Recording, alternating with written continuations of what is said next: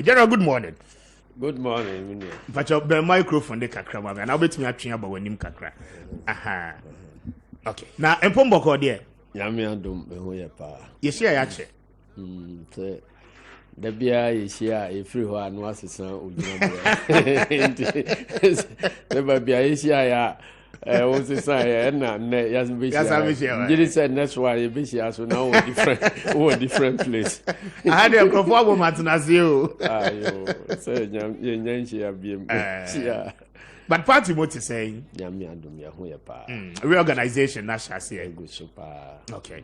But last week, any last 2 weeks, you say almost all the party hierarchy. Munyina no mokopie mu asante mantemo. E dey na na ekoso ho. Yo, me da say on say ya hoboa ofie ansa na ya pie. Nti before ye be shase aye actual internal party elections ni ade no. Nema bi ho ase yetoto no ye ansa na yakọ field say be election de kan wo ye election bia say nipa be election no bi no hunu wo ano.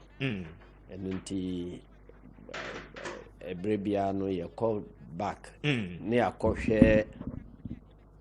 akọhwe ye register of members no nti be bosome ba koni ene ate asi kromu a ye ko Ghana afana nyina na ye sheda eja Ashanti region ni Eastern region say ye be man no special treatment nti the kind call 14 regions no nti last week no na ye wo Ashanti region ye Ashanti region Ashanti region no so two big regions na Ashanti and Eastern so entina say timo I say de ko no omodoso entina say daja ho no na no ye ko Ashanti no nti na mencha de ba bia edre yatimi akova Ashanti nyina wie enti na eda ye nimu na ye bepe kwan aba Eastern region na ya be ye ho so de ama omo nti basically de e koso sesi ye de ye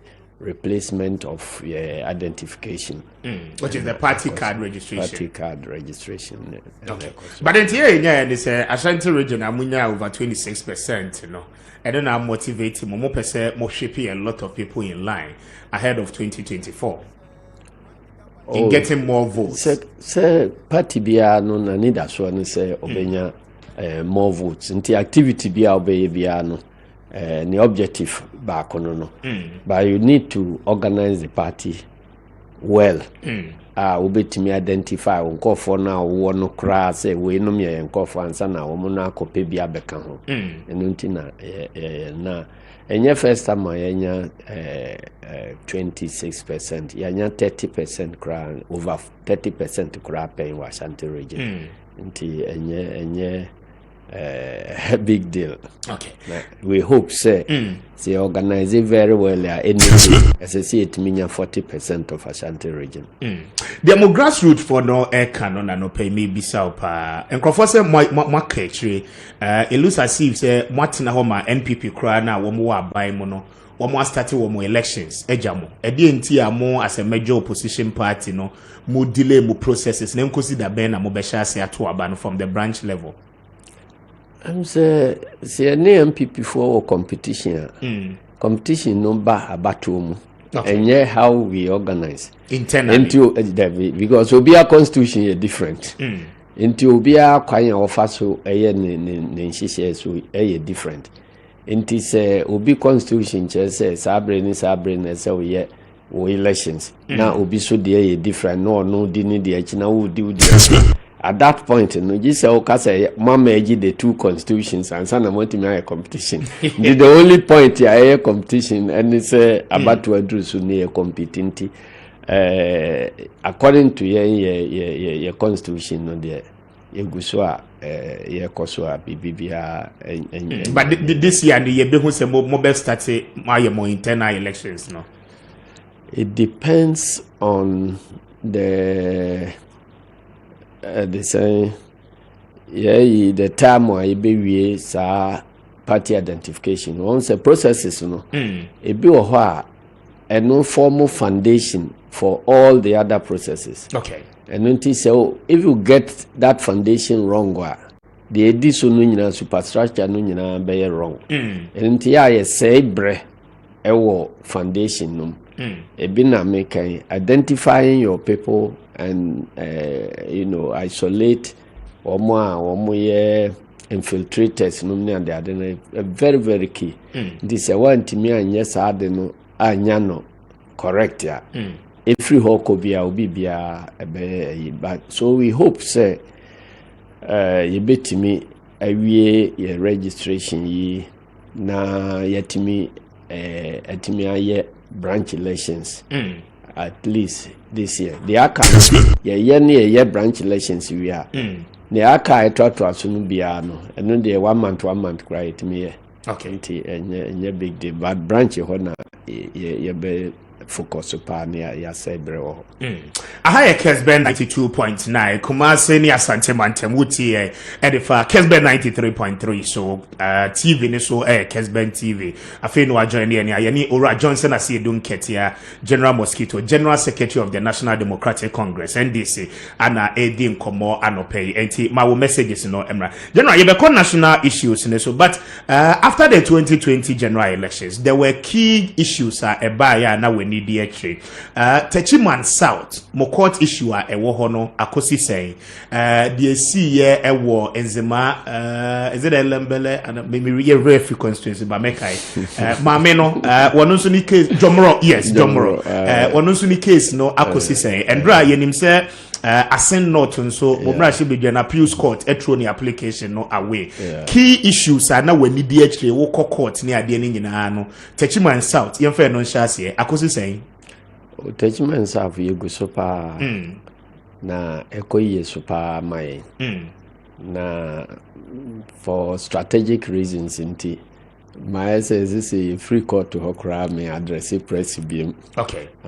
But bibia ekoso bibia da na kwa mo ekoso ye ba mai. I see. Now, Jomoron swear, as a party, the most share issues of nationality, say Nipano or year affiliated to other country. Mutimishe Masadi no echoes was say Jomro any ascend not party no members of parliament no are being entangled with court issues. Well, minim how much I met me can because of say assembly that court no. But it seems to me say the way the rules are being interpreted this time no different from how they have been interpreted in the past. Okay. And na say you interpret rules no in a certain way a guide you be no be this way akoye adwuma na fe abedru ba bi na say interpreting differently. By all means, some people may be caught in the web. But I don't want to go inside into it. Okay. Yeah. But more the money be actually as I mean taking this opportunity so I mean clear the air about ascend of the course of court to appeal no ya ni. Okay. Procedural ibi and now muhu na womo a striking out say ka say a striking out and just say e dia mo for just say one fa correct procedure so intinra no striking out no your lawyers no ejina womo na so na womo realistic sa cases na ya striking out just because of procedural issues no intino Nora your meeting late. I didn't hear from your lawyers, no, but I believe say wamutimi sign a release and you know the TBI besan go back to the appeal. Okay. Now woman the case on its merit, not because that is appeal on the High Court decision. Yes, say High Court decision no na ye appeal ya. The technicality be say a striking out. And it say court to say a striking out. And can say a boo for. And unti na a procedural issues in the so striking out. So we've gone back. The court no pay. Procedural it's a one more person say faso no enra no na lawyers no was so omo fa so na make I say I'm sure say enra omo timi we there then we are back to the appeal. Okay. Yeah, I mean that say na the key national issues. Economy hunsem ewo ho. Economy no o share the challenges. Niyama boy cultural fuel prices ni ade nyina ho. Ye beba no so na ya ba bedim komo. But yem beginning with parliament. Parliament 81 ye eshase no. It started in a different way na very unusual to Ghanaians. Still now no it looks as if say more members of parliament wom rahye bedwam no wom ma any chance say aban policies and any programs bebre na no ebetimi go through mamintio edi still na no the NDC members of parliament and mo party for no mo key stand mo take here against e-levy edasu gina ho say no interpretation at Supreme Court the ba yenti the issue of quorum so ababeya sema all the time no members of parliament rezi and dra bonda one more a passy there were issues rather before also a rezi up concerning a year forum. What is the strategy mo yusu e wo mrahye bedwam? To the we are so no we are na mystery the dikai enra MPP for nkwan pass you know and the pass is loan no yes maybe sir MPP for nkwan pass your members were there but when we raise issues on quorum na say quorum there any partisan ade eyemra da ho say before meeting bia be hyase no ye woni padodo a esese o mutimi transe ansa na meeting no ne ma moka no adim enti ubu wani guso a obi a betimi akoko to say saa de no ya mpaase no woni kwan so na asan open no ntem na was asan de wa besi akire enti de court aka no na ye nyina ye di so na court ka asem na wasi wunni so a asem udi so nso a eno so timi be ya asem enti we look at say parliament be operate according to the laws South Asia enti omo a ka say na NDC for frustrate they say the governance system. Parliament and that enti omo asekura maybe they themselves don't understand the governance system and in the role of parliament play in governance system. I was disappointed this morning say me to say minua ano dompre fantastic gentleman or commenting on enrade course no I oka say oda MPs nu nyina ase se kwanye fatwa omo boame passe ate no na NDC for the order session biase completely irrelevant because enra obisa say MPs no na omu nyina wo ho enye omu nyina ne ho se MPs nyina wo ho 138 a senka omu hia the presence of even one NDC person and now say bia in the worst case scenario womunya one NDC person and senka they can do their business enti enra MPP4 MPs no be absent and the NDC MPs be absent and the two sides no womo present no pass and then now babe gina radio so say wo da NDC MP4 nyina say including those who were absent nemo NDC4 there womo present no now da womo ase enti ncheche mu ba ho na akofaba I see cheche mensambo nsunura no ni ho no wa brechire yada na sibi se o wa brechire yada adwo asafo asibi se onu so wa brechire yada obi asibi Kessben 92.9 chemensa no oni haruna idrusu na wa brechire ho enti yada chemensambo nsu ase ye yi haruna free ho se onu de na oni ho nti onu de ya nanase enti no uko wuso adoto a now say kase usura akrokre o de who blame e koma obi enti minuanom MPP4 no ade yo nyina ye based on segregation ne discrimination ne manema so if they suffer the consequence ya o mo asem because say e-levy ya differences ba ya we num ka say wo mompe de say yen sade aka say yen penso apart from e-levy no other businesses cost wa ye passing nyina by consensus. Okay. So why should anybody say NDC frustrating government business? They are passing by consensus nyina they are government business. E-levy no kwa na government business. And are they saying say Kessben Parliament 92.9 unya koduru ha they are buying beka bia na udi achire yo dia and they here Parliament. Because Parliament the entire democracy mu ye wo Parliament ni say aban no ye bibia mo na say mu hwe ehunu say we ye be pene so amoaye we nye ye mpene so ma onye. That is precisely what Parliament is doing now. And you know, we are used to say, ye betu abano, na party baako anya overwhelming majority.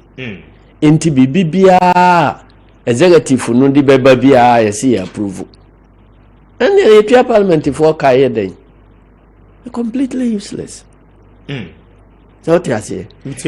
Parliament is not designed to be a rubber stamp institution. And unti democracy biano ya shishe say Parliament. Na juma baako. Say they hold the power of the purse.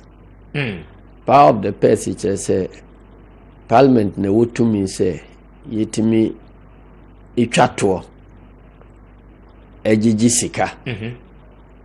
Edema executive force omo fanko ya adwuma omo ya adwuma no wie nso a esese omo bebu ho akonta e kire parliament for na omo gitumu ansa na yedi ebi asama omo nti eno ye one important nti budget niema e ba bia no de free executive no mumba presidency hoba no e proposal. Okay.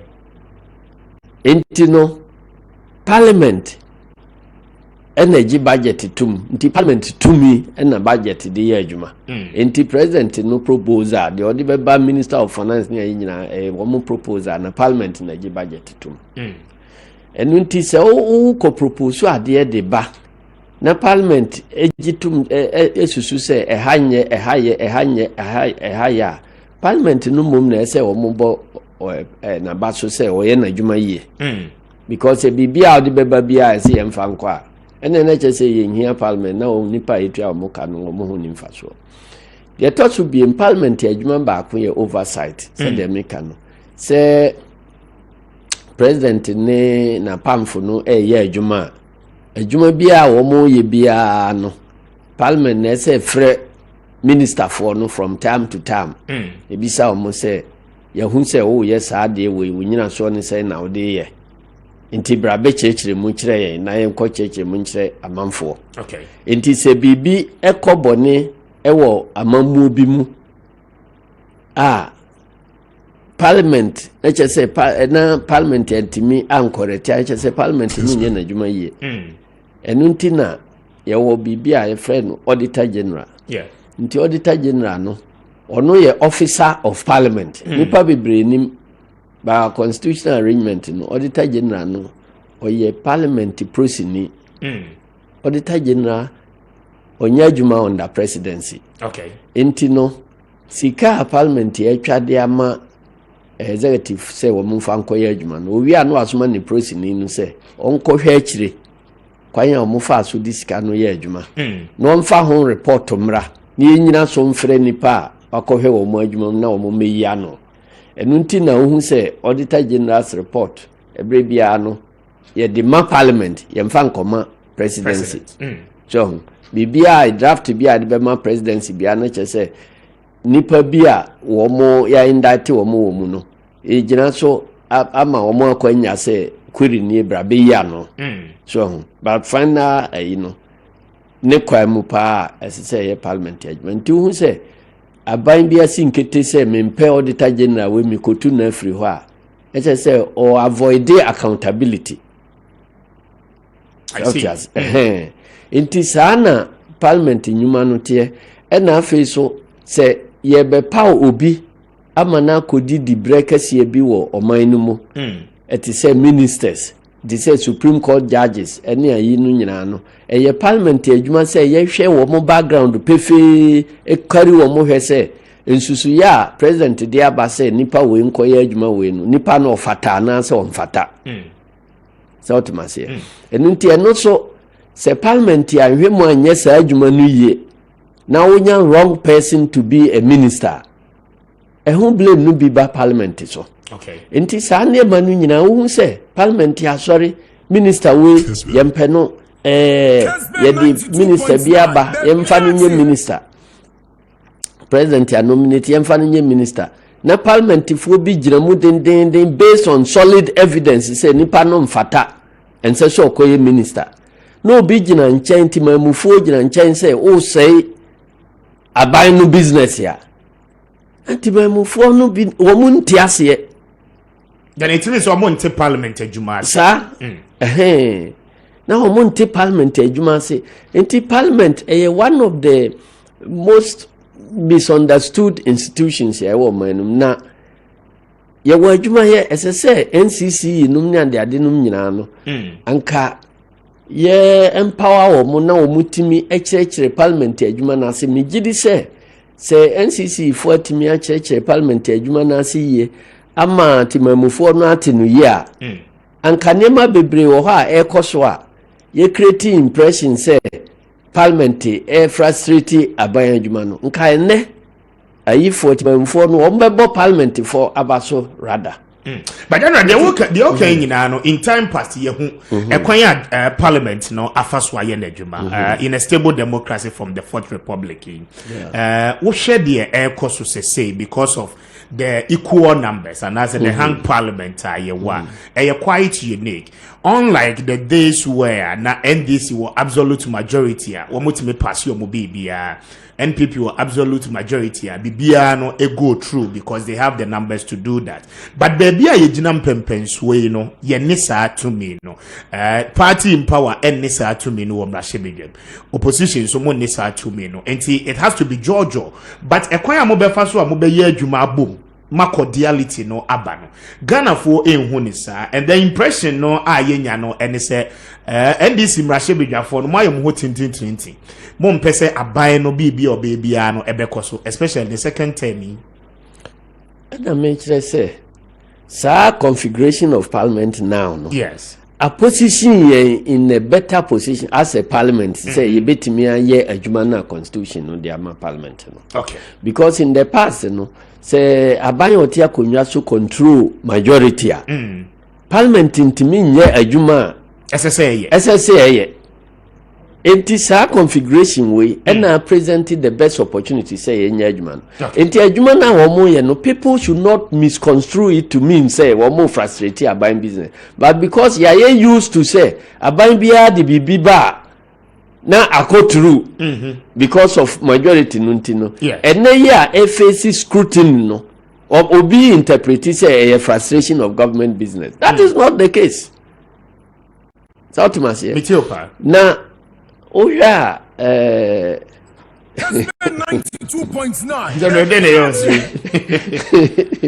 na bia mi ko ba bia dey bisa say na ho den e frau gina mosquito den e mi ko parliament no menya din bebre wo okay ba ko ebre bi duru ya na ye group bi na omo frɛ ye devil's advocates edruba bi e frɛ me heavyweight okay and edruba bi e be frɛ me general mosquito ni nyina gina sɛ me di mani besi adwuma na oh yeah so me ye no so sɛ mrade ama me sɛ menye as a member of parliament sa tema na me wo parliament and mini parliament bi enu nti no sɛ de nipa bi hu mi no ya na omu de nickname ato so the first parliament ya call no 1993 to Kessben 92.9 the biache 96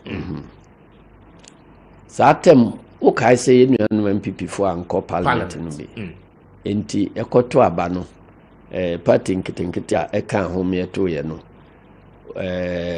any independent for kan omubomu a omunya be 11 seats Inti na saa term parliament ye 200 seats.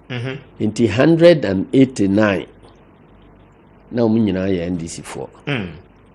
Inti technically no bibibia ni ho anka NDC aban pese o pass it through a on pass it. Okay.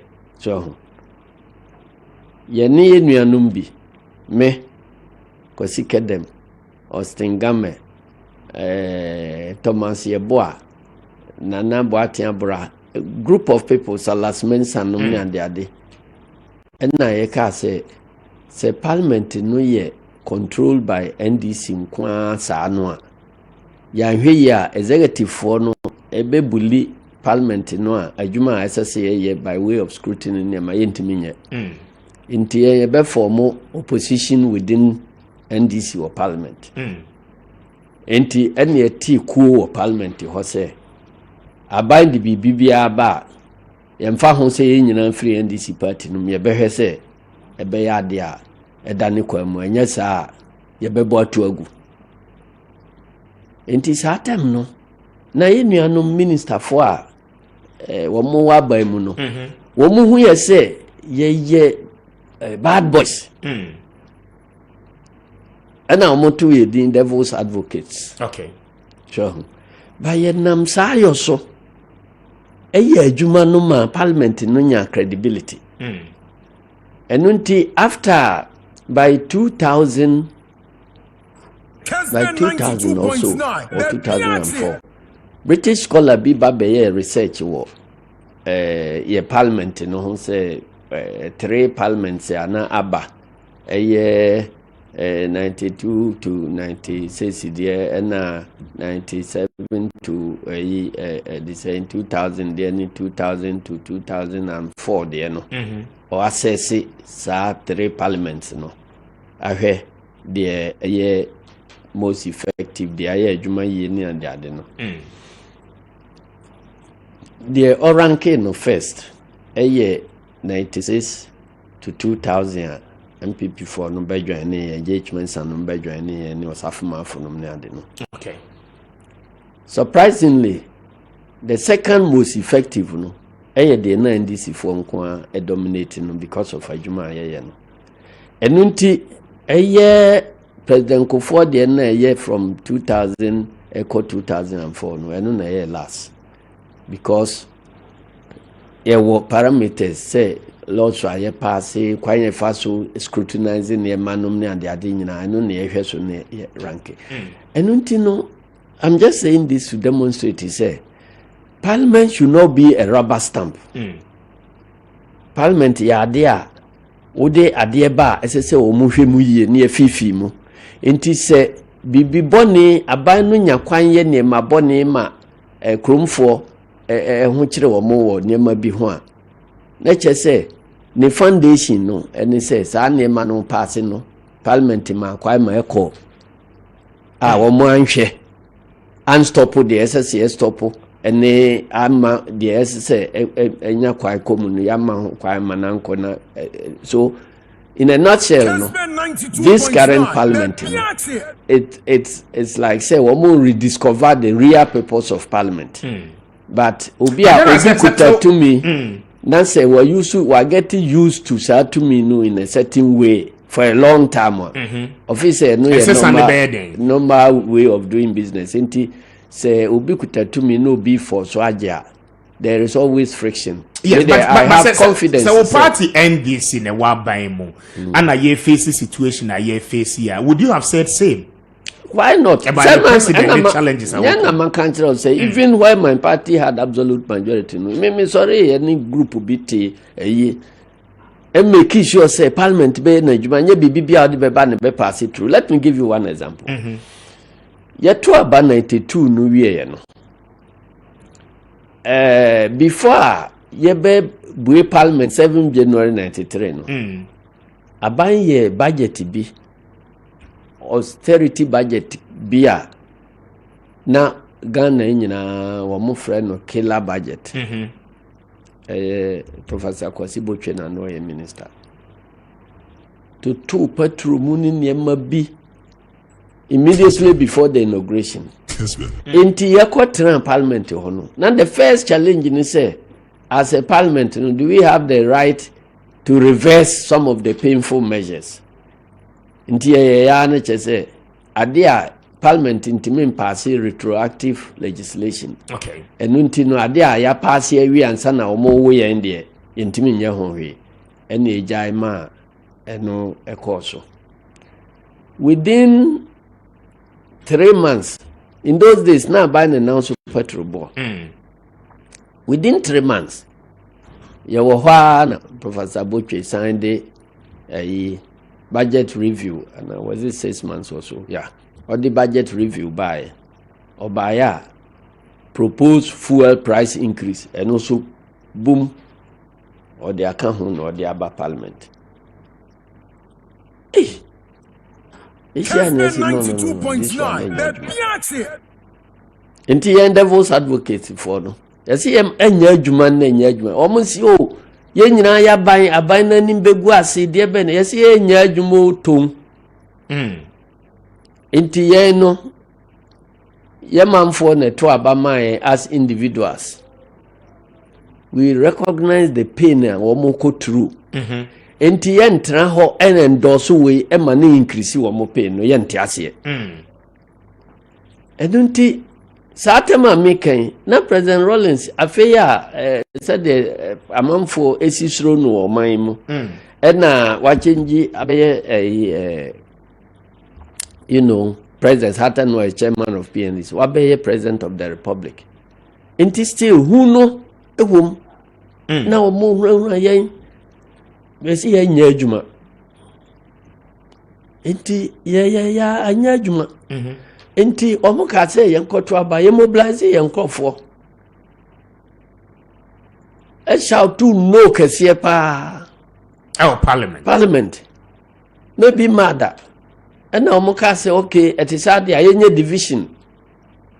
Ye de division krata abeto ho. Say obia ntwere no nsan ni din. Na yewi a ye de list no ko kire President Rollins.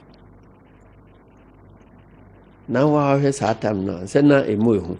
And the question man who womo etu abaniti. Womo etu abaniti. Policy. Ye nyina ye wo party no ma ye ne etu abatia the policy. Enam di kan ko san ne enam se yentwere. Na salas men san na we asan na we asan. In the end, near yaboro half of parliament. Let's just say ya san sa de no nya adwuma. Ene ebotu gu ye. Inti sa patron tumuno antimi amaso.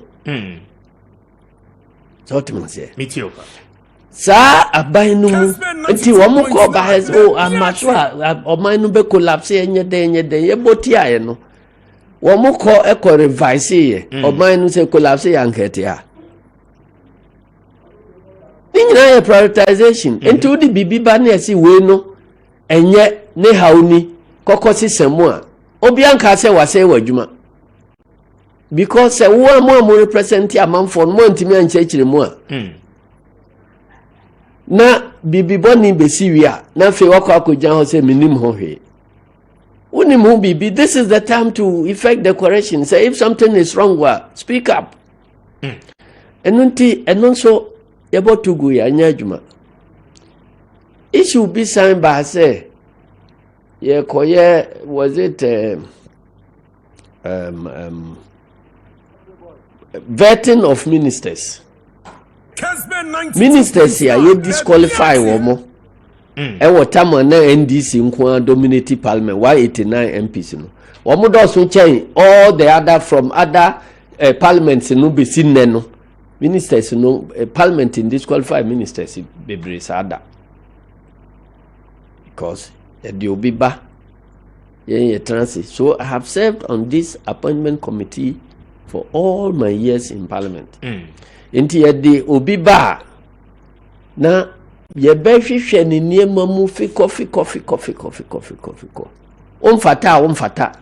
Ye to da bia yanka no publicly kura no a leader chairman of the committee no ni aka kire majority leader no say Kokache President Rollins say they say nipa we mfata. Opa withdraw no yes I bet 20 ano. What you had the communication from presidency abani withdraw ni pano. I see. That was how we worked. Into bisa minua Spiogabra. Nomne ande kurano. Ye propose no first say o mayor minister no. Say beginning wo mo compile voters register no ni o man no ma wa brechire. Nti eduru ba bia okofa no ba be propose no say onye minister no. Yen ne ka say onye registered voter ontimi nye minister. And then can you imagine say MPP ni ya propose no na MPP ni foforo ko gina ho aka say otise ye bema ya manini. Enti me din General Mosquito no I got it on the appointments committee. I see. Because ye appointee will be say Omra Meye minister for forestry.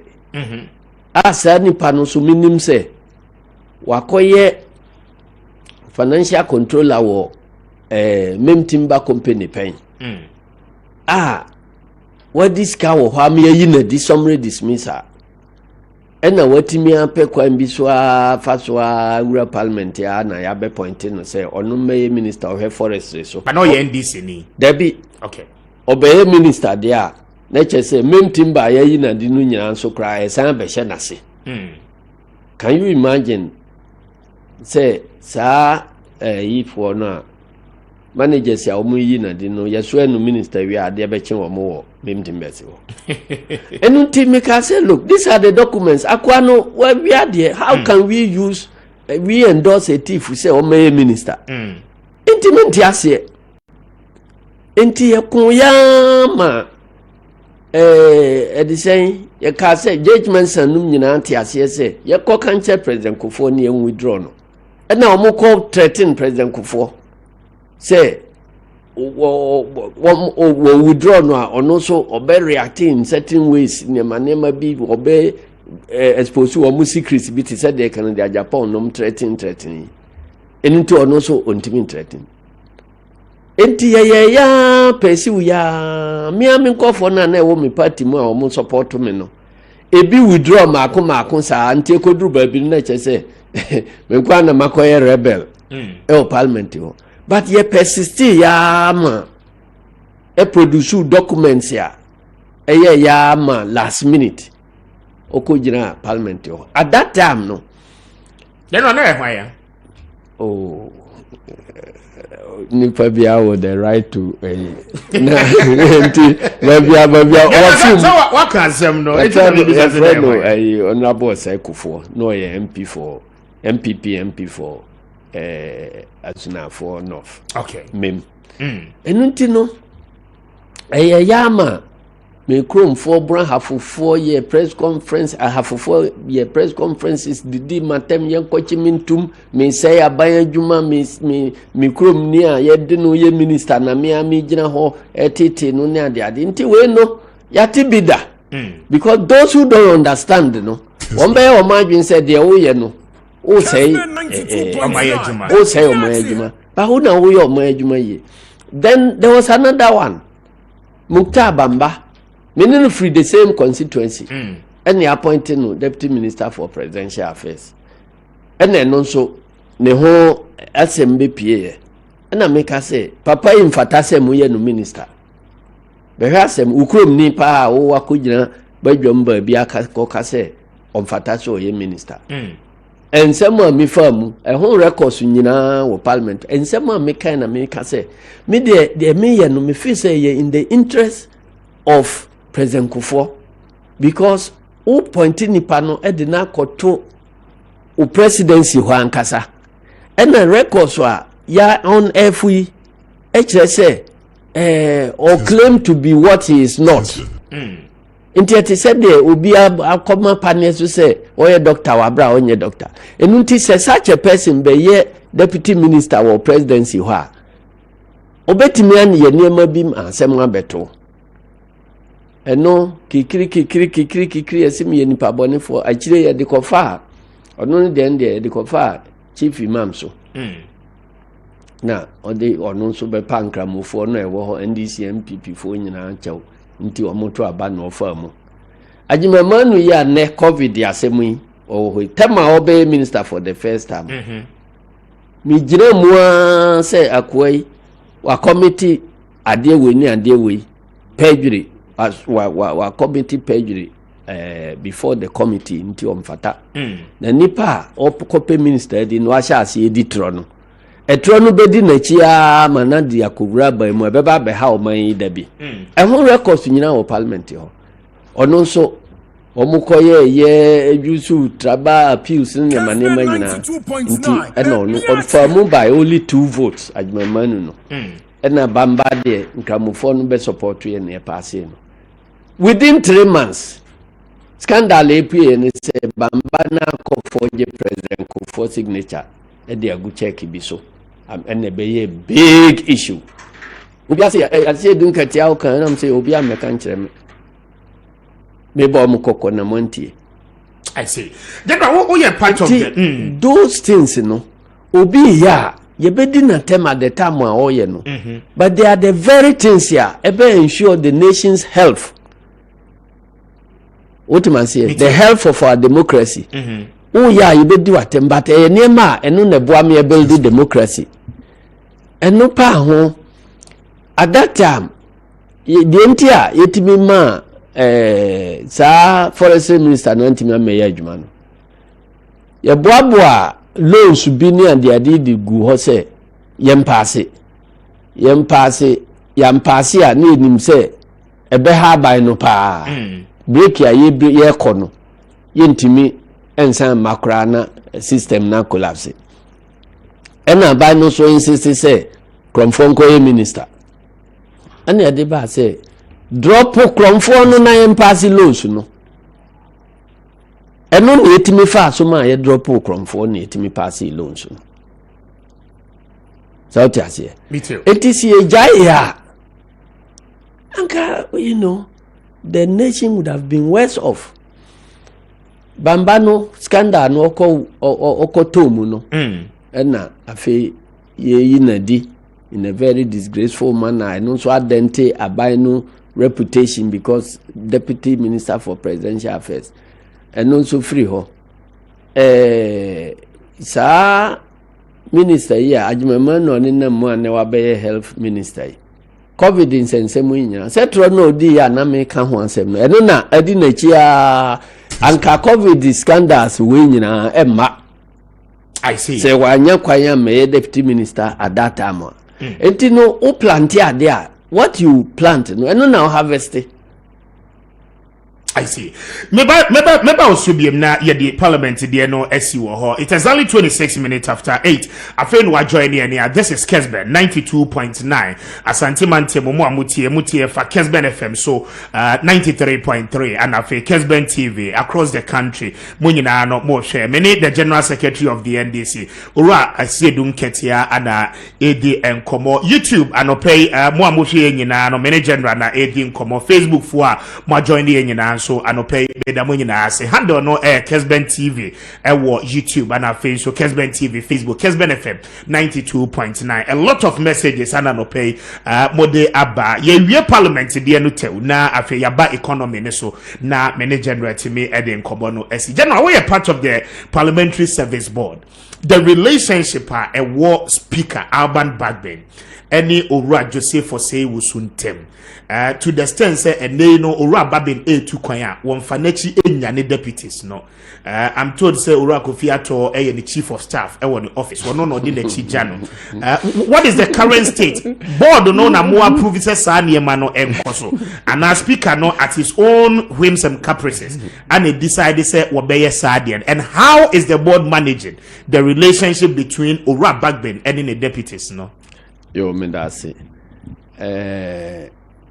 again you better back to say parliament one of the most misunderstood institutions among for until the ecoso parliament ebi na okan you we say board parliamentary board na juma efa the wo bobo so bia no enye parliamentary service board na juma kra ena the all ka say speaker tukwai wa appointed new deputy no me na eni nyina so nya nokre enya nokre kura because speaker any authority say obe appointed deputy bia say speaker na konwa ye to so aba yes deputies no so ne ato so aba ye to we are finito enna constitution no so e kire the speaker say speaker tu kwan automatic first deputy speaker enna ehwe akire ono so ni ho a second deputy speaker enna ehwe akire enye no nko na ahyehyɛ constitution na ahyehyɛ say president etu kwan vice president na ehwe akire say vice president ni president nyina tu kwan speaker enna ehwe akire so womo me ansan nyina free ho a chief justice enna ehwe akire so these are constitutional matters here obi antimi nsesa no enti wo ye speaker na wo mpese they say wo ye president na wo mpese o vice president ebe actia eno an say wuntu kwan say wuntu kwan obi an acting your name na wonye tu kwan dia as I said the yes but it parliament there no parliament there ada oti say Kofi Atokotena speaker but we are told say anytime be a delegation there baby I want to receive you at the office of the speaker your administrative functions wo ho speaker no ho office speaker no office ho which have very little to do with what happens in parliament and in the role of deputy speakers and the other. So I don't know the exact details of what actually happened, but me say speaker no, I can say Kofi Ato encourage message be on his behalf or something. I don't know the actual details. But that does not amount to say appoint you be deputy speaker. So we appointing deputy speaker anka speaker anyhow parliament na SAT and who say Kofi Atokotena konwam. Wantina konwam but has it gotten to the extent say speaker kran ye invite no baby no ntimi nkwa ese so owura Kofi Ato na eko. Ni speaker ni deputies ni ye den. No, it depends and I make us say minim the nature of saade we. Minim the details no. But me family me ho as a general secretary. Say ye invite me functions ya. Mitimi select a member of parliament say on NDC side say onko jina mumame whilst my deputies are there depending upon the nature of adekron. Okay. Entino mostly no say idea in say fa environment ho ne bibi sa seminar bi or workshop be about environment na ya invite me as general secretary na me nya kwa I just call a be a rank member or environment committee no chairman say koko jina mumame. It doesn't mean say I'm appointing general deputy general secretary. South Asia. Enti administrative functions no there. You know, say obi wa appoint you be as your special advisor. There are some of the functions ya obi timi dia mano. Na me name the nature of this particular one because me na me ni ho.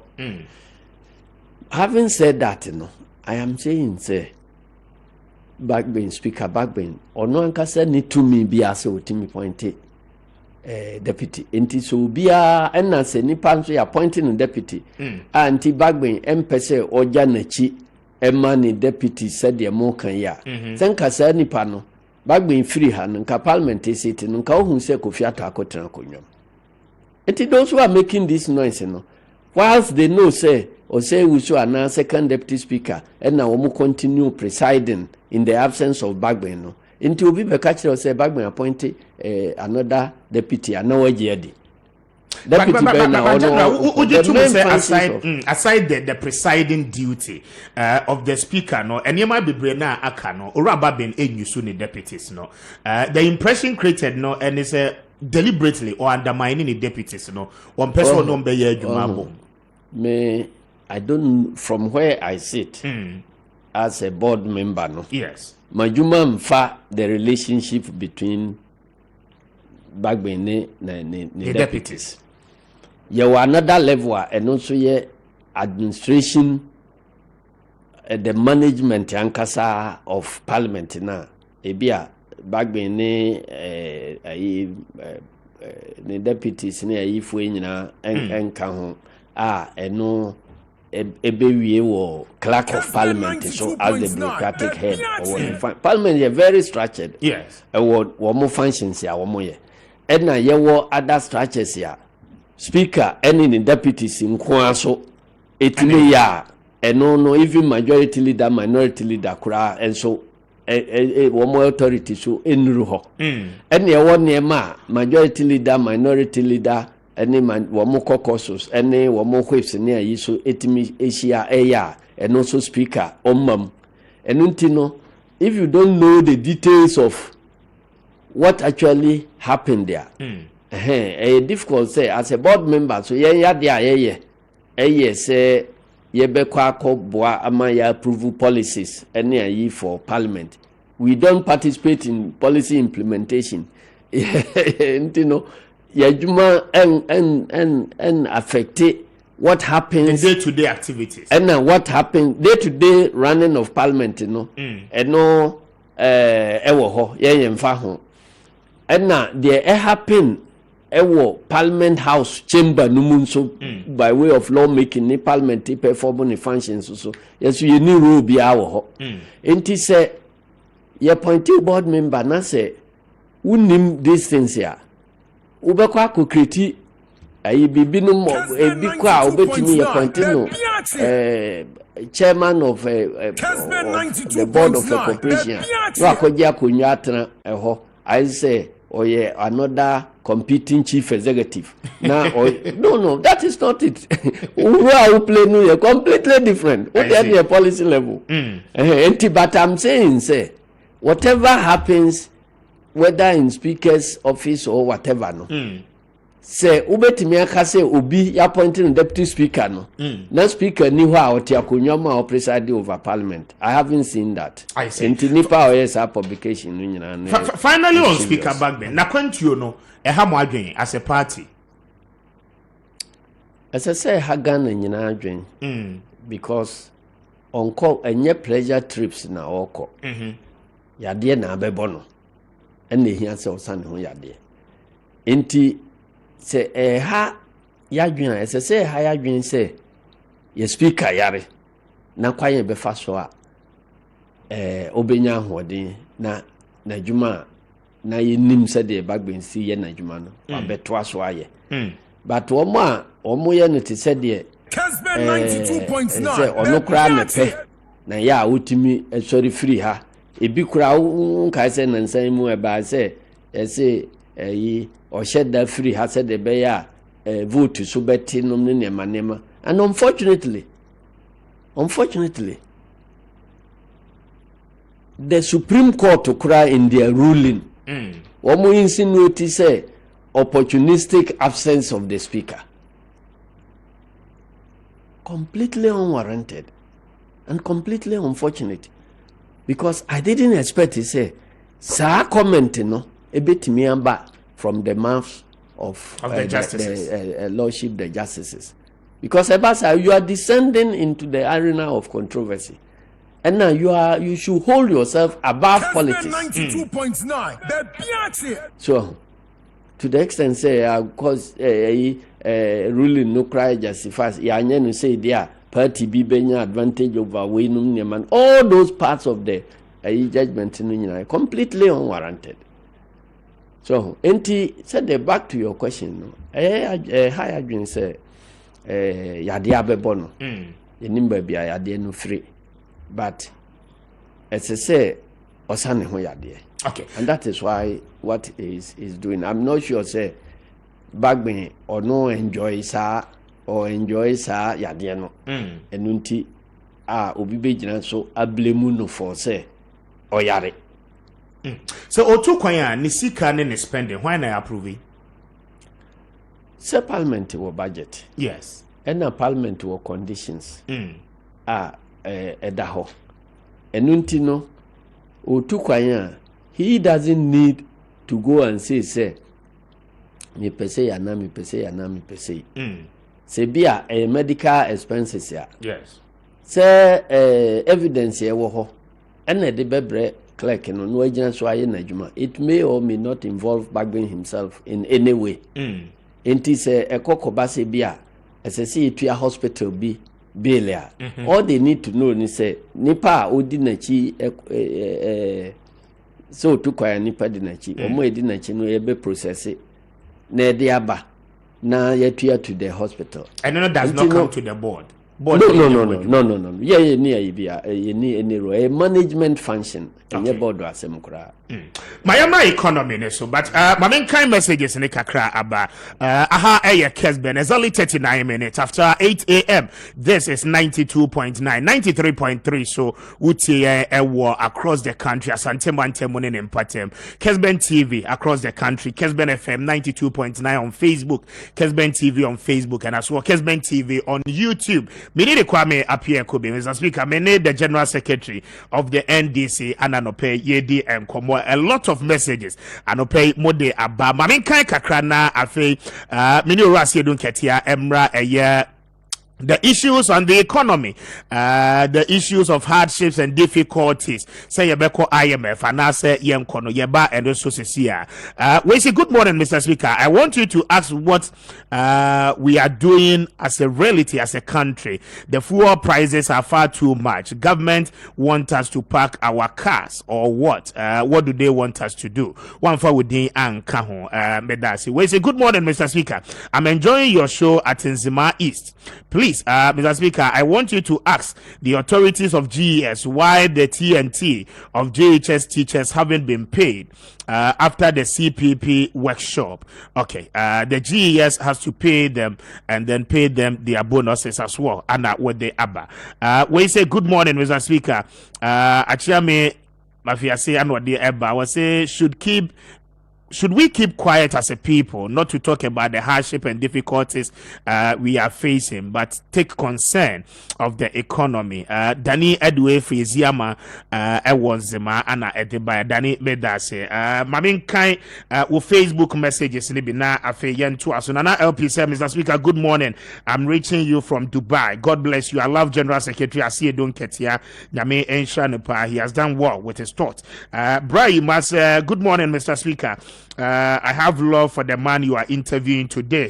I have no reason not to believe his judgment. General Asiedu Nketiah is superb and a blessing to Ghana's politics. Komensa Ewo Pilatu.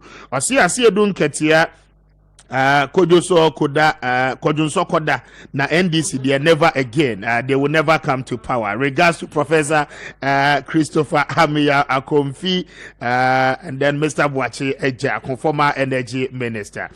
Comments made us a new message, you know. Jeffrey Boche said, I salute you, Mr. Speaker. You are doing a great job for Mother Ghana for interviewing the General Secretary of the NDC. You have kept the standards with Kessben FM. God bless you the way you are doing your work. Ademo Muhammad said, good morning to all Ghanaians. Can't sleep because of the hardship in the country under the NPP government and President Nana Addo Dankwa Akufo-Addo. Why is it that majority of our leadership is quiet today? We are pleading with His Excellency former President Mahama to come salvage the situation. Alosman Shago Edwefi Sunyani Zongo Ana Ebai Alosman Meda say Saka Yahaya said, Mr. Speaker, happy birthday to you. God bless you and bless your new age. Ejabata Ede Aba, NPP has performed better in corruption, propaganda, lies, and many others that was unwanted. The same claims they made against John Mahama is the same they are exhibiting today. Ejabata Ewo Suhum Akuti Anodiwe Ede Aba. Medasine will message, you know, justice who say Ede Aba was say dreaming, wake up from your slumber. I can sense you are still flourishing and touring in 2016 campaign trail. Massa, we are not ready and to vote for you in 2022. Asiedu Nketiah should keep his wise sayings. And with the Abba. Justice made that say any message, you know. Hilas is good morning, Mr. Speaker. Patriotic voices will go so in the Ahafo region. NPP is our only choice to lead Ghana in 2024. So John Dramani Mahama, Asiedu Nketiah, and his NDC should never dream of coming to power in 2024.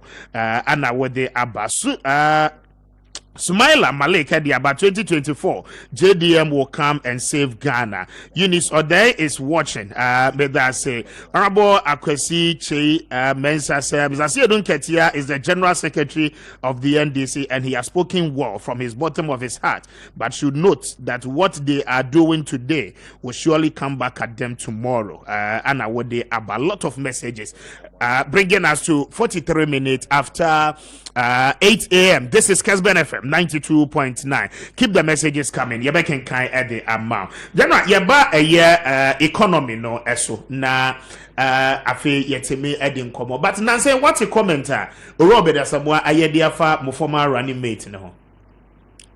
Who Obeda Samoa. Wayafa. Yes, commenter one make it afa Professor Jina no poko ajima ho. Say one contribute anything to the success of the NDC in 2020. Say more dream say more the John Mahama bebe mo dia mo drop in. What is our comment no? No mente. Okay. Yamra the economy na yeni ho enkomo. The hardships I wo as we speak now from 17th of November 2021 a yekin kind budget. NDC yeni mo stand say mo see e-levy there enya de amobema abaso. The economic challenges are you finding yourself. Your take on it. Yo, and that's I wish you were a Britain thing, but I'll try and summarize Kessben 92.9. the views about the ECOSO. In the first place, e-levy no Asiedu Nketiah say yem passing.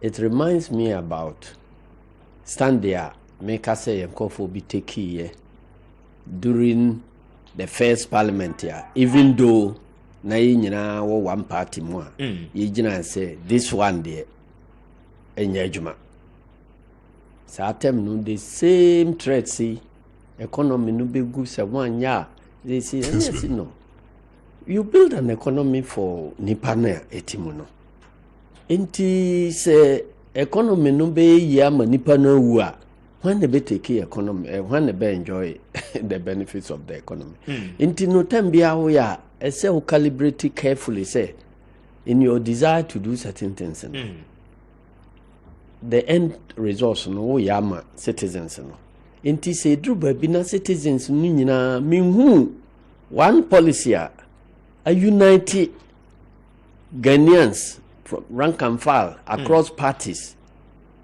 say e-levy da we are united in opposition to the e-levy.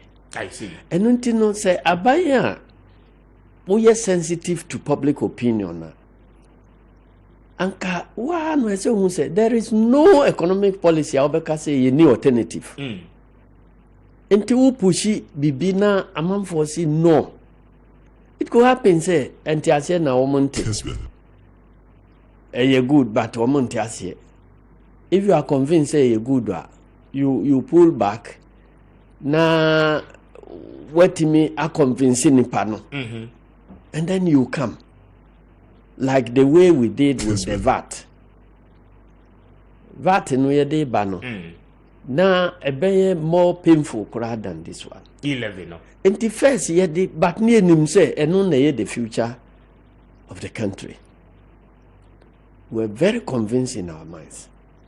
Inti again Professor Boche or propose the buy no we APRA na war system no no because understanding the tax measure no ankasa kura a problem traders ya wo mo be implementing na obi anti ase aban ankasa ministers no kura kakra bi na ti ase omo e wo members of parliament so bebre nti ase DC for nti ase citizens no nti ase enti no APRA no ba ye kiki no ye pull back ehun say no say yes ade no ye good kura na yen twinsan nya bre 92.9 presenting no in the way a man for better ase says atem no na kumi preko a His Excellency Nanado LED ya so unim kumpreko demonstration one of the biggest demonstrations that ever occurred in Ghana in a demonstration nipa ewu me na mensa ewu bi e prepare ni ade so what you say inti has a sensitive government untimi ntra hon ka say me wo power nti no nipa no complain ni kura me de manya ka say meye satam no ne wo absolute majority of parliament ya ebetimi dia pass. We didn't need to go and beg any minority and bibisa but yenia from our own free will no you who say no government is for the people. It is among for no say na omo kan yenwene ho mienu na yenhwe what to do. Dr. Asamoah ya obo ne din no ye I think attorney general and was an attorney general na foreign affairs oko cabinet eko ka say onu de ompene so onu ni finance minister no je achinye wo cabinet ho anyeye na majority of cabinet members no approve ade no. So he walked to parliamentary finance committee ayeye ho adwuma no ye big minister ye reshuffle ni ne manema nyina no chese ono kra ne ho ehu chen president Rollins na kasa because reshuffle ni ne manema nyina on the animu ana wa walk to parliament with some slippers be casual dressing be say oba because now you are sending memos to the field they say man from fa move so mrane and ade ana oba betra yanim ebisa no kwan so yenim se bibi na si na o say oba as ya obeda Samoa citizen of Ghana enti wa mase minister cabinet minister ne ade enti oba in response to adverts ya place say amam for mechre wo mo adwene ewo VAT no and I say okay your man here and the man hearing and no case or no there is totally against the implementation of VAT no at this time. Kessben 92.9. It is you good do saying you the fact in say a man for no you prepare wo mo say wo mo accept no sabre enti ono ebe encourage say e mo bia nsuro say cabinet base ono ye cabinet member but waba say citizen nti obi anche na dwena amamfo adwen a wo adwen kira wo de ba no say parliament hu say majority no entiase a ye montungu cabinet minister sa tamu ugidi say cabinet minister bi betimi abetra parliament ho say mi free na kufu ado abai mu mi gensi levy nti me ba beka ho asem. Oh, but a lot of people have said say waba parliament ho say oba be face committee say to be on record say mini that be yenhu be bisa nobody can do it but you so rest be because of that asibe bo ni parliament onye the former finance committee chairman that's all ni ho onu yatunu na okasa so onu na ye finance committee chairman na ko betimi aka anan cabinet minister for ewo ho when na betimi akogina parliament say meme wo President Kufuor cabinet mu na as a citizen no mahwa hu say ade no emwa until let's extend the debate na ye debate freely na babia say ade to no fanto because of that we were encouraged and na ye botugu ye say it must be withdrawn na wo mon query package no ye na sa financial year no de yentimi nye other measures ni mfanko ye nim it was withdrawn. Later, me say whether true or not, one of the reasons in here, Emma Professor Boche resigned as finance minister. But it was withdrawn. Subsequently, HNG minister for certain communication information in album. Inti yesisa minister no, edi nipa foforo bai. Eno no very package the communication around Savat Nina. Yes, signed the call subsequently. No, a passing so easily. So, and he said, oh, yeah, dear, not a parliament. Sorry, I'm not Timon. Sorry, say, a dear way, it may be true, it may be good, but it be any time ni because of ABCD, you have to listen to public opinion. And to Obika say, Yem Peninsula, the person no onye mamofo, and also contribute towards building the same democracy, the same economy in your building, but the views are different. So that having said that, the entire can say, I didn't pass it. But I say, look, said the Mandika actually Parliament, Jumani governor said the Parliament is a customer abaya.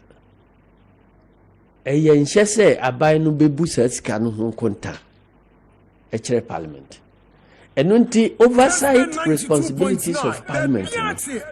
Ebini say, Bako yebe receive Auditor General's report.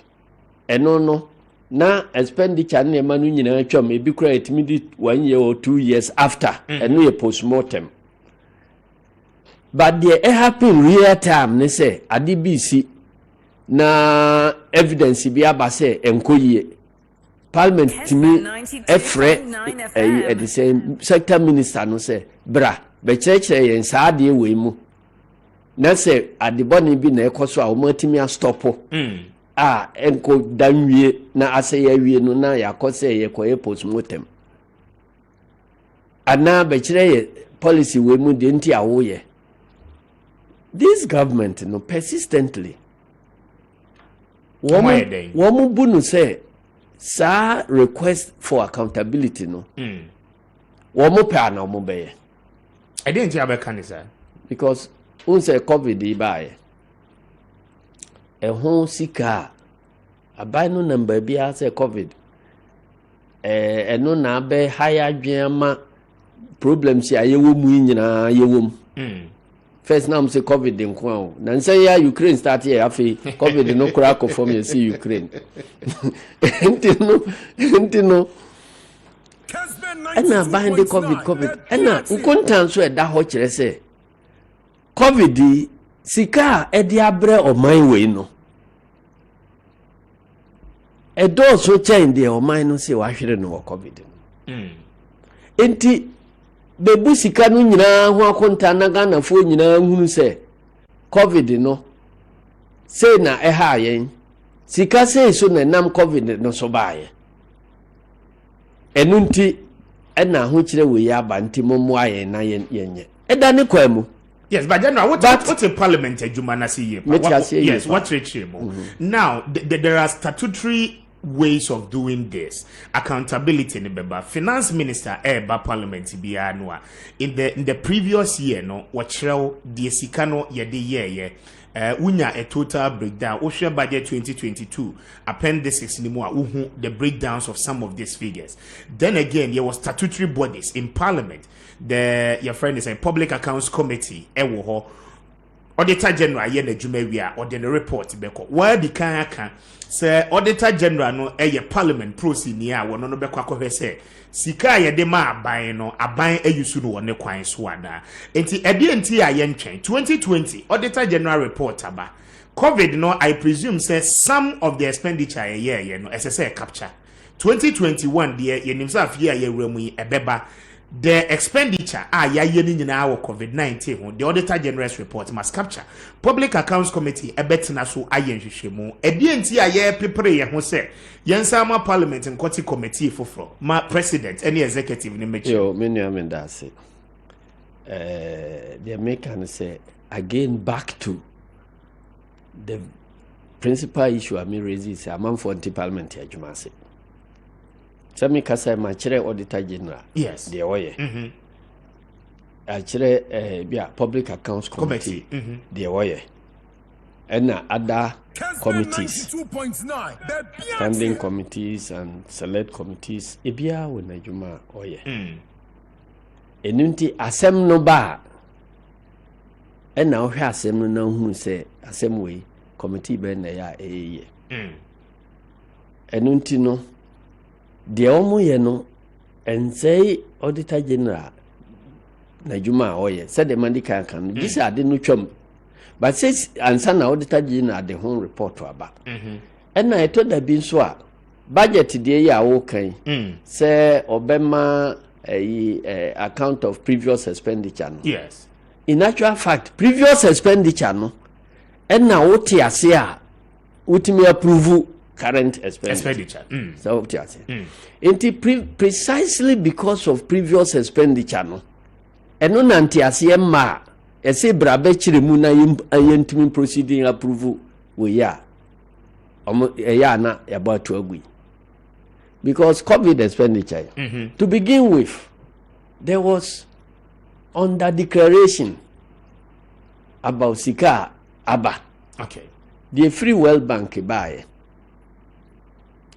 Abayin di kan ebo amane na Sika no obuboso no was jama 100 million and answer BB 200 million.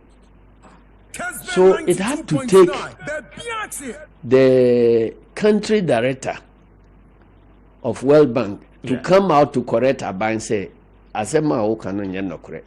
Na Sika edi buy or more than that. Inti out of the country director no kanchire no ene ehun say COVID Sika at Free World Bank aba no it is getting close to 500 $430 million. $430 million. Also abeka say 200. Inti accounts are which re mu no wan be gi wadi. Inti yasi bra na be kire mu a osi ye muntu nwu ye ma na wan be tsan approve bi ama. Eno pa ho a IMF am I $2 billion COVID breyamu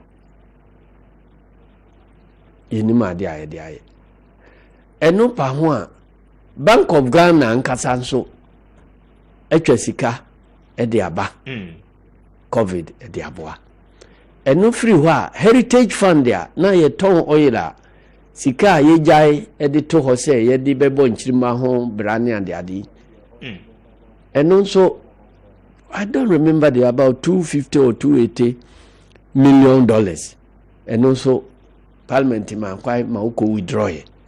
And when you put all this together, big money. Na budget ba ya nyema na esise mu no COVID expenditure no ye chemu a ye dibi ebi a 1 billion na de akoshe health ministry ase ebi another 1 billion na de akoshe education ministry ase ye de ebi akoshe energy ase ye de bi akoshe say in one returns for last year no the MPC no minister ono beba betra ho no ye bisa no say what went into this COVID expenditure eshe ministry mu a o say me de minim enye sika ya spending no ministry ho but then to be fair to government pa choma manunsi na manfonte minim na sika no spending no ministry of finance na de be share me budget ya no so ultimately intintiasie nim and say look COVID by UN any other institutions I describe say a pandemics mienu and number ba kunye disease no and a disease no among for afaso ama the pandemic of corruption so aba into all countries the world over one more investigate their COVID funding, COVID expenditure, money flow by any and the other. And until you make a move, we say, Mama, consolidated COVID expenditure because the various ministries out there, Minister Biaba, ne select committee, ne bisan says, scan away the day I was spending by being the same mediano. And they say, Mumwa Buanumra, na parliamenting as and setting up some committee bipartisan committee ni enhwehwem MPP 40 mubi NDC 40 mubi such nyenti na ekum nsonkro nso ayehwe ahwe emunti se woni bibia to hide ya na ye say one of the conditions ya ese udi so ni ahwehwe mu ansa na approve foforo amawa this year spending nyina ni sky spending call round say ye ko convince amanfo outside Kessben 92.9. enti ane ade ye we yanka enwie improve ba ilevia na bibi sanko enti mo problem enti one of the enye ni nyina that is one of we are saying say accountability baby audi sika somo obi se onko dwom nko didwa no abase mimu akontan no yensan soma no biem I see because parliament in Nigeria amanfo na mu na yi amanfo sika de ama aban se aban fanko ya adwuma enti se aban no se o mu hu konta adenti na se yi foforo ma no eno so pa ho a there are other issues of the tax itself but I'm talking about the policy issues eno so pa ho a bia se ye wo austerity mo austerity che se ahokyira aba aban no se wiase ba bia ahokyira aba obi tighten the belt na fine ye tighten your belt ya ye ne aban no nyina na tighten your belt ya na timamufo na tighten your belt na aban no de o need this de odidi no that's a major issue enunti no leadership kire say you must identify and empathize with your people enti wunti men ka say ahokyira ba mo de mo mmere na me de meye no a meye no enti afi budget ya they call government machinery you can once a month say sadie we say we see ahokyira ba ye nya sika ko sisi school ada ye nya sika ko ese ye nya sika ko ese sika ekọ mo ho no de eno de ya say tum so na feni ma ecoso system no mu a wo beti esi ahokyira ba trot obi ti trotro mu na wate se esi chief of staff watam 120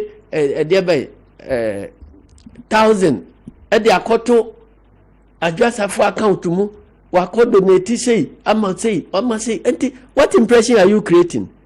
I don't know you are creating an impression say ade a enye nokura no say 5 minutes na edi ya no edi na awtwe no ansa na ya no ade a enye nokura no edi na awtwe no ansa na ya no enti enu de yamba no ntenje enti no sa ne man na president su hu otukwa no wako high jet yeso ya titi e monre mu ato presidential jet se enu na fatukwa na wako high foforo we ya parking wo ho a ebo ho ka na ho ka ye kan se okay bra na ye mu ho konta na ehunu se ye be yusu ye jet no ana ye be high foforo na emu de wo he na be boa oman no ebu konta o se memma sa nkonta bu no ebetimi afiri mu amba se ebi a ye jet no na enye ebi a se ye koton na ye to foforo ana bibibia enunum nyina betuma that is transparency enunti no sa na ma na enkoso no dia akoduru sesi a ne se enye the issue of e-levy and the best of your problem that is according to the NDC. Yes. A year bigger than that. The issue is bigger than that because if your budget no kra no deficit ya ye kan ho ansem no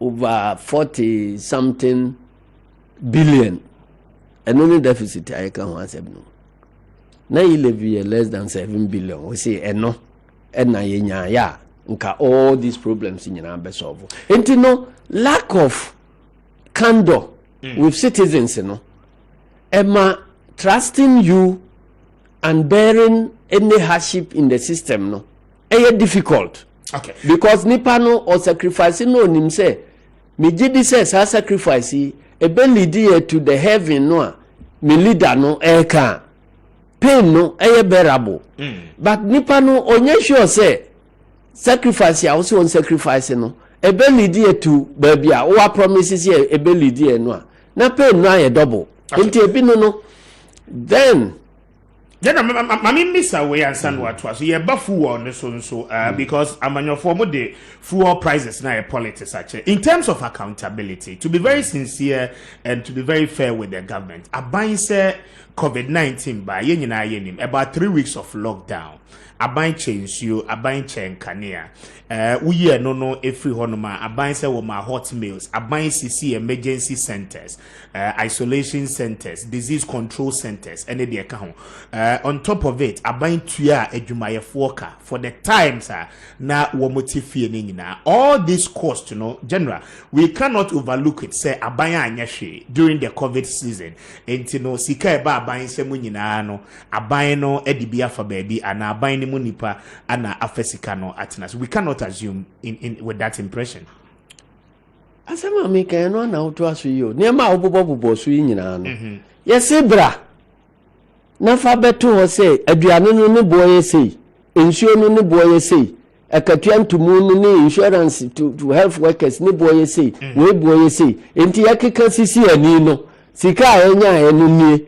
Enti we no ebroso ana anso. Enti esese de da edimuni. Say uye nipa utrimu fita se ntiamu anku. Say if you don't have anything to hide. Ne say bra bebu sa ankontan na Ghana fo hunu se uye honest leader.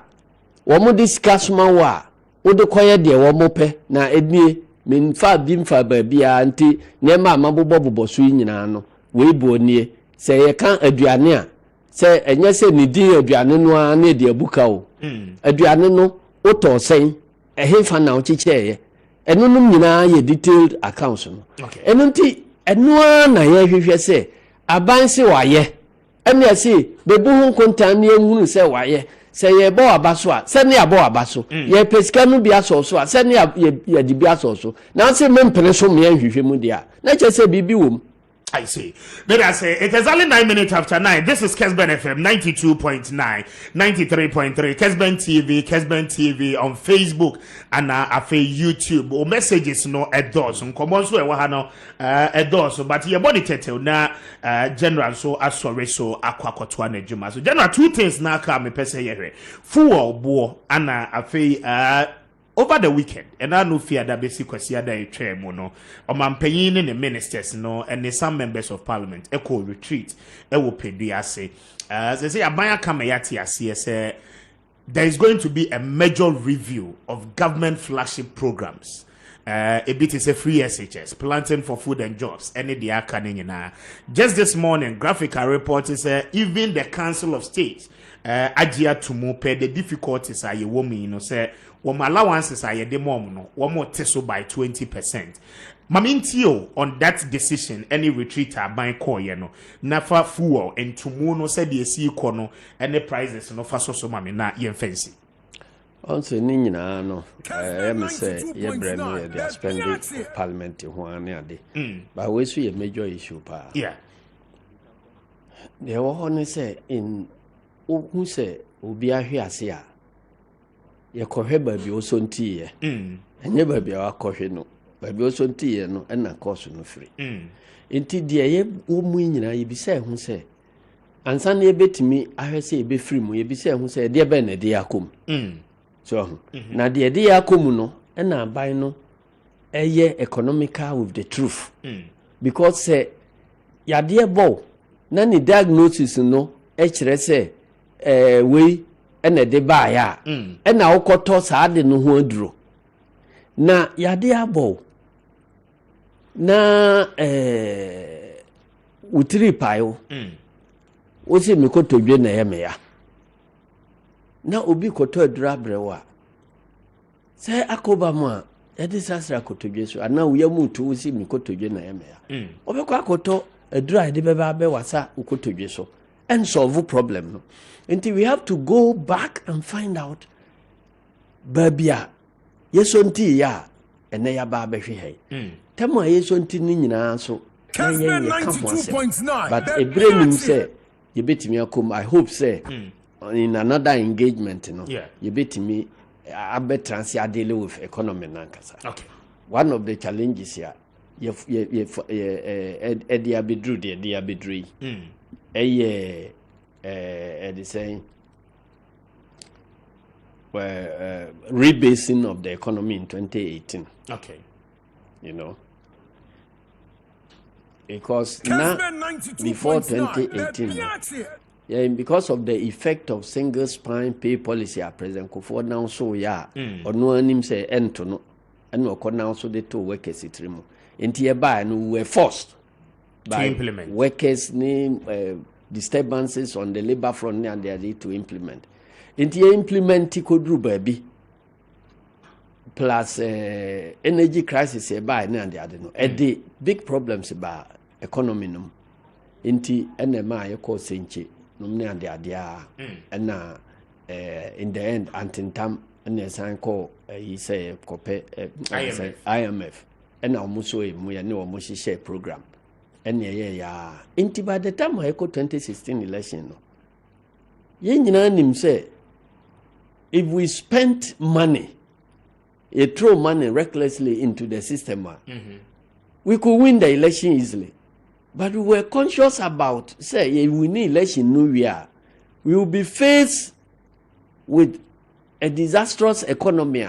Yena na be fix it. And then I say, ube ko election, wako through scale gumu, uwe election na wako austerity mu, a yard election, and nema ya, no san to scale gumu. So you will be inside rigmarole, no? Vicious cycle, no? And for the first time, I can say, we will go into this election 2016 no with austerity measures no okay and yen keep bibia loose and we lost the election where the projections any measures you put in place no nyina you say you deviate from your projection no and the projections were leading to even 8% GDP increase in 2017 and now your project here say we could get back to our double digit you say if we are able to maintain that discipline and nema na ya put two caps on any amount of money you bet me borrow Kessben into the system into say check a car yede any sikase mu ahoden say e ka no nkobro yeso say check say yebe hwese salaries akatua package no nyina no ni percentage to your total revenues no and also no from time I call bank no no na yetimi manager because after the implementation of single spine no na salary to revenues no and the number 70%. And it means it's sustainable. Sika ejeje over 70%. Near the akutia at my 500,000 ka. And they say yes sustainable. Inti part of the reasons here ye call IMF or ye call austerity no say to try to bring that percentage down to be say 40%. So that be 60% of the revenues no be available for goods and services. Any investment projects ni nema because what the economy num now jeje to no nyina na ni nyina ekokotua adwumayefo ka na wo mo a wotua wo mo kakra wo mu nya paper ne pencil kra wo nya scan to ma wo mo a that is the bad way of managing the economy enti single span no koputu ye ho no and they struggle to come down and we were very open about it the bia o ka say president Mahama ko gina parliament ka say difficulties power honti because of the nature single span they acquire no enti ama yawe nam no ama aduru ni bone eno kra be ya asem no but we were very transparent and honest and the church said this is the challenge and this is where we are going and etimi ya anti by the time ye fra konwa so 2016 no na sa ayinu ababe 52% okay a chese ye pre akọ na economic growth no so I started picking and no hunsunsanso na ehu no 2017 no a akwai say first year we buy no yetimi adruse no because it was an upward trajectory na echo na 2018 and aban instead of following that same discipline no aban ye no say ohia sika enunti womonso womunya kwan rating agencies ni IMF ni wo ma wo kwan e ma wo mboro sika because your debt to GDP ratio no high enti ahwe ya beko unsustainable limit ya ebedi ebeba sa problem ya yegina mu enti one nice way of going about it ne say yenko rebase economy no ye can rebase ya he say studio ha ne ma ya ewo hai ya san value ebi a sika de to ye ni mu enti ye say 100 million now this share studio na obi abekas enekura ne na ye kope bi ata nka ne bo be kosoro enti yenhwe de wo market no na yemfa en push ne prices nyina af ne hu say sika do so chense ana omo ko 2018 omo ye rebasing na che say GDP no abalu nu kakraka enti say GDP to the saying debt to GDP e ka wode ene o man numu ajapade nyina wo kan bomu a esese wo check say emoro a certain percentage enti say memfa say 70% of GDP na uko increase GDP no artificially a ema GDP double a say 70 no e be than 35 now the akoda international community for say your debt to GDP no ye 35 enti ubetimi wo akwanya se obesan borrow more eno na omo ye eno na ye foundation of these difficulties enti wo mo ye no sa no na omo sha ase na yakọ bond market ni yakoyewe na omo borrow ko bond market no so omo beko no rate ya ye di ma omo no ebi wo first one euro bond ye beka se rate ya wo mo tua no anka interest no anka wo betimi anya no 3 percentage points lower na then na wo ko enter into that agreement enti ne interest ebeba no ebedo so ebedu tambie ntimi ntua okay enti ye kan wo mo enti ye hwa akire ekoka se nipa wo mo to bond no ne dodo pa so no ebi a business partners of the finance minister enunti yesusu say rate na akọ high no ade a eye possible say wo mo betimi afa akira akọ benefit from rate na akọ high no enunti no yampene so ye di akire de asem yi court wa America sand ba Europe ni ade ekoduru ba bi a che say niema bi a say etimi enya ho akwanya nsa na court no adi sa asem no ese say efiri aban aban so na ti akonya so a one no twema so nti eno wata ho a yantimi ani akire eno ebloko ya yantimi anya na wo mo bo bosia within that short period of 3 years no 11 billion bonds na mo burugum nti na sese abeduru babi nti babi aye wo sese ye no yayi ne se your problem ene se ya drum pempenso bi a anka wo mo koji bosia no a ne de abetua bosia enti bosia na ese nka oje na de koye ajapade wo man no mu na sika afiri mu aba ma yatimi akotua bosia no ka no oje a na wasan de akwa tua bosia foforo ka Nigeria for friend dig hole cover hole enti emfa enko ba bia ena no so ya koduru ba bi na afei figures about your economy ka ye de ni ade no ye oman no account so a na edi bi asie nti de ede be kwa akọkire the whole world no na lower than the reality edi bi asie ena eno nso NDC for ba be kan ho ansem say wo mu kuku the books enti ye ma na kura no mpie eno nso ye kan ya antentam enti de ama ye gina ba bia ye gina sesi ya nse ye de bond no bi no kura no bi be pie ye no amanfo hu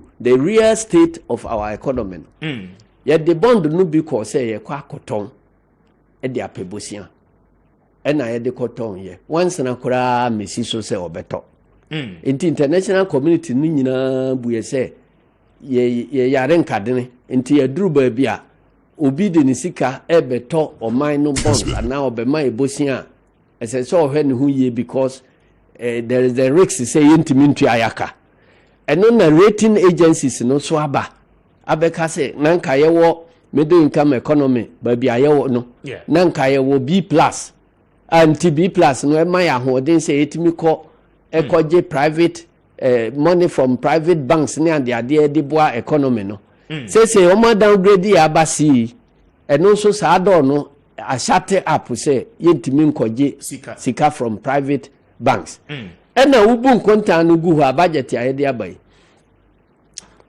eka hunsi hu no nko no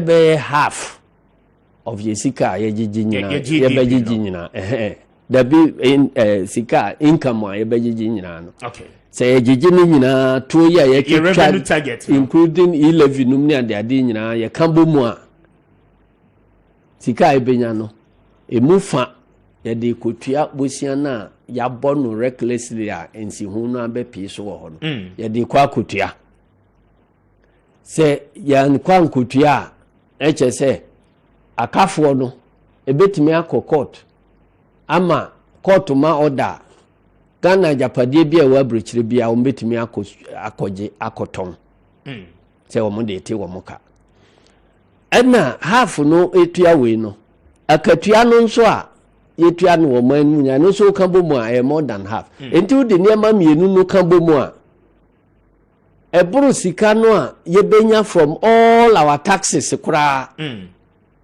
yese ekope bosia behim ansa na yatimentu ya sade na saa na ma nyina so ebia mfa mpuntudwuma bia ho na fe na obepe sika ode kwa akoye mpuntudwuma South Asia and that is the reality we are facing now. Okay. Enunti no se ebasa na se aban no otanse no odwen ho kwan opeso odefaso enti binuma a omo suggest say enko World Bank is because of such situations and now call World Bank to help cushion you over these things because but and only an option oh, it's an option. Why not? Because World Bank IMF no you can ye shareholders for IMF no it said the yati rural bank wo krom we shareholder ye nyina ye dia ye say sika to bi ba ho na ye si ye ntua Ghana kotua bi enti the entire establish says ahokyere bi ba se ya ukọ na wo mo aboa enti anya ahokyere be batema economy no perform well ahokyere timi batema economy no kra ebu mu ekosoro pa na wo sika bi at once say wo de eti say dwade ni wo de fa nema bi ha na wo de free ha boduru ha mfaso abanya bedoso na sika no ni ho ye ntimi nkla nema no enti wo sika wo de bekom na akoyade eno no but conditionalities no bom for the bad boys say one kasa one hunu usika sem ho tutuye yie eno nti say ye boawa mo afiri mu a ye de nhihye to ho say obedi so say de be ya ampani ampa sika ye de boa no eno bi na mo de Ghana focus eno bi afiri mu say maka kire o say single spine ene say the say gas pipeline a breaki a supply Nigeria yenya gas kura for more than 1 year no energy crisis ni ade ebre no so we run into that problem but me kan da bia say ade aye me oti se obi sun ade aye me a na wasu abo ano o ka se me ani bie mu a chese won trefo enti ade na wo ba e wo take over ni ewum ena ya establish discipline bi enti de awotwa ya ne se ye free mu no a wakoye rebasing akwanya abeda ho ye boromo na uboro nyina unim se e de ebekọ baabi na gusu a uboro a ye tufu se masa ade wei problem we na de beba osi mintie ukoba no ma be kenke party no ma di anya sika na enti no uye fake rebasing sa no a na u hide figures no bia ma problem no be ye kese eventually na ma problem ya ye kese sa problem we ye start kan ho asem 2019 said the economy no de ekono asem beba enti obi de to covid ho covid ba da ben covid no nye the fundamental cause enti unim wo mo ye rebasing no ye wa another indicator so I dey check economic performance okay they say revenue to GDP. Or revenue expectation, no? To GDP. To GDP. Okay, Juma will be here, what tax revenue, Nina, Ukabum to GDP. Yeah. So, economists for establish say countries here do well no ube take off na wa ko anima ko manage ho as I say o tax to GDP no ekobe say 25%. Okay. If free ho kwa na just say economy no janja ne nan so intermediate income ne and ade nyina say etimi ye wo sa range no mu a nanka ne ma totoye temo ye free so na ye tax to GDP no ya pushia ma akodu 20%. Na ubeye rebase a na che say 20% no se rebase no double GDP no a na che say o tax no anko na nimu a na che say tax no so to GDP no emu achemienu, so you come back to 10 or 11 ho. I see. And that is where we are ya jeje to wo man mu chen Burkina Faso ni Cote d'Ivoire for ni wo mo aka no. Enti when the figures were real no na ye tax ya ye no ye 20% ye keka ko take off ho. So enti one soup of a measure ya rebasing enti a tax ababeto 10% ni aya sisi eni nam 11%. Eno na abai no for so say eno de na ni solution ni say yen create more taxes na entimi increase, but who create taxes there must be the economic base here tax no be free mo aba, but because say sika ukobo no bosia no umfanye investment intino enti base no expand nipa no asitremu entumpon enti nipa kro no ukoko yire no say esese yesan di tax ka ho esese di tax ka ho a na hukum nipa no uko habo any your major source of revenue so I will habo no other places here you see here digitalization near improve digitalization no bedru sa atamu no yabu akontan ahunu say atimi apushi your revenues no up from here to here because port digitalization no nyina ni paperless ni ya mo kan nyina no ne yi ne say ne bota ne say yebeyi human intervention afri mudin fidie aye no said the bear leakages of revenue no yebetimi ablocko na actual revenue so aye nya no yetimi anya ye misai ho say temo a na ye nya digitalization no any o compare has there been any marked improvement scientists are let's say nipa any operate sa systems no enti se nipa na omo operate no unimu omo na nipa na e benefit omo ma omo famu wiade no se unimu omo na protect omo na omo businesses no even with the digitalization omo timinya kwan ewia sika no a digitalization wo bo ho kakwa improve he enti dia wo port ho nko an se omo timi asili loopholes no a sika additional revenue yebenya no ho eche 11 no and also free ho last one and also free ho yewo records abeto dwase oman sika commercial bank ejeje ye transfer bi free ho e de ekọ accounts mu o Bank of Ghana more than 50 billion ayira besime obia ntimi ya no say sika no efa ha na 50 billion na waja eno ye ni akire commercial bank for correct say nyira ye systems na parliament ya afre say bra momra na ye ncheche mu ni ehunu fele achinye ti na ehunu ye kum nsam kro nso aye obia se o makwa me ehwehwem enti sa na ema nyina ekoso a na say ka say 50 billion waja say no nko na kotan ba bi say obi nkotua kaya yofo nkotua tua yi levi na eno na ode beko eno na best of all. Yeah, mami twa me ho. Ye kwa kosi 10 o'clock. Mami twa me ho.